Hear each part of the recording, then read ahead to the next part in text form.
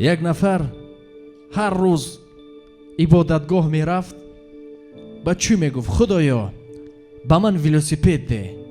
دست میبرداشت میگفت خدایا با من ولوسیپد ده. یک سحر خیست آمد دید که یک مرد بی پای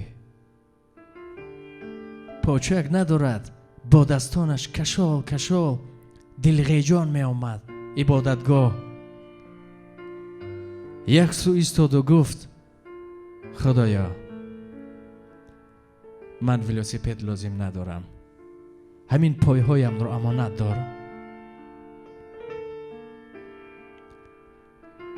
اون چی که داریم قدرش نمیکنیم، اون چی که نیست آرزوش میکنیم.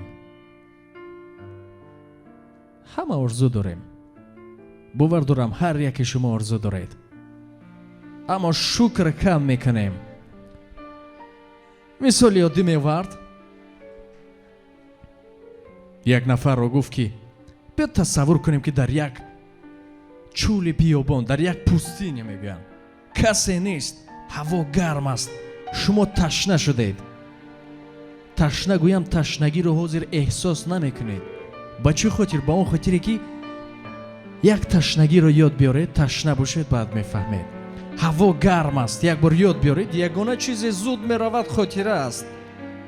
تشنه هستید، هوا گرم است، بیابان است، کسی نیست، چهار طرف بیکنار.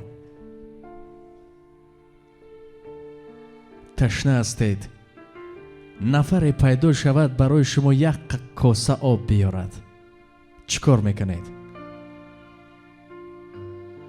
چیکار میکنید؟ آیا در کیسه‌تان پولی هست نیستی پولش رو میدید؟ میدید و نه؟ یا میمیرید از همون تشنگی؟ میدیم. نفر گفت که نصفی پولم رو میدیم. بسیار تشنگی فشارش میآورد. گفت کاسه آب آمد، نوشیدی. اکنون جای زورش آمد. اگر او را قید کرده نتوانی یا دقیق‌تر فهمانی میزیده نتونی، چیکار میکنی؟ فکر کنید. 10 دقیقه اگر که یگان جا رویم از پوچک زنی دیگر گفت اگر که نتوانی قید کردن چیکار میکنی؟ وهم زیر کرد، زیرا اینش از اون باز وزنین تر است. اینش هم فهمیده شما. یک 10 دقیقه دیر کنید. گفت اگر طبیب پیدا شود کار کند که تو قید کنی. گفت نصف دیگر پولم رو میدیم. همه پولش رو داد همه پول رو. پس آب داریم، بمید ویژوکو رو کشویم، همه آب دارد. چی این طرف است چی اون طرف است. به حضور بمانید در درون خانه گرم کک حجت خانه داریم. هر قاید میکشویم میدرویم تو زهک. اکنون فهمیدید من گپ روی چی میگفتم؟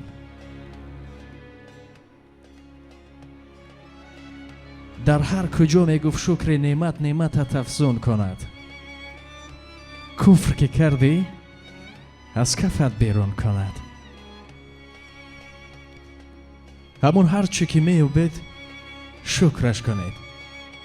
ارزوی چیزی که نداشتید ارزویش نکنید، چون نفس بسیار نازک است. اگر که بدنفسی کردیم یا ما رو به پستی میزند یا آبرو به ما میرزاند.